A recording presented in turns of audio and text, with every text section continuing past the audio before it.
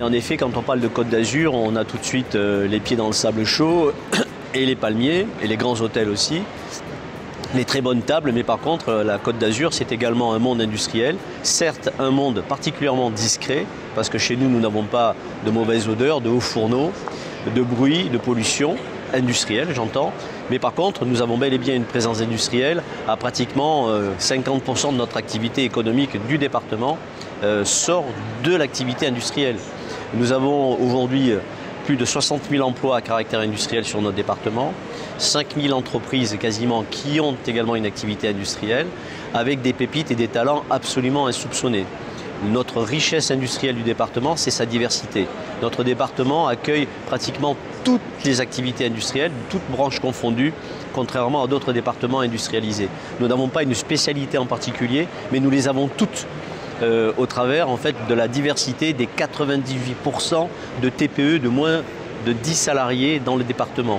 Le groupe Sudiel intervient dans 4 domaines au pôle de compétences qui sont la mécanique, l'électronique, système embarqué, on va dire l'informatique et la production.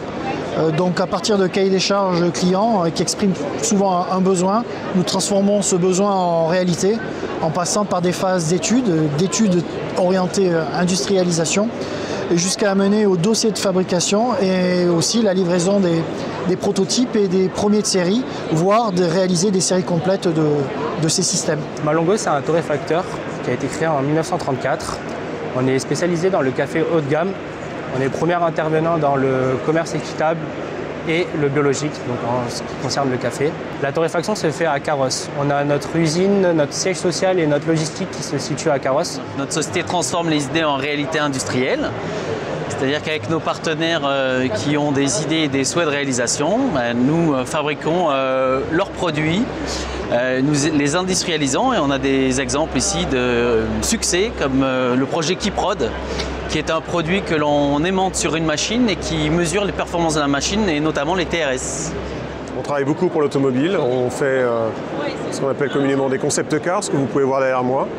On travaille donc pour les constructeurs automobiles en rang numéro 1. On participe à l'élaboration de nouvelles gammes de produits, mais on fait aussi des choses très très variées pour le monde sous-marin, par exemple. On a fait des sous-marins récemment pour des yachts, on travaille pour le nautique, on travaille pour l'architecture, on travaille pour des événements divers et variés. On maîtrise, si vous voulez, la totalité du process, depuis le dessin jusqu'à la réalisation physique des objets qu'on a conçus. Avec la 4e révolution industrielle, dont nous parlons maintenant depuis plusieurs années, les entreprises se préparent, depuis ces 3 dernières années, à passer le pas des anciennes technologies aux nouvelles technologies, mais pas simplement en termes de technologie. La révolution industrielle s'applique également sur les méthodes de travail, sur le management, sur l'orientation et la gestion que nous allons faire de nos entreprises.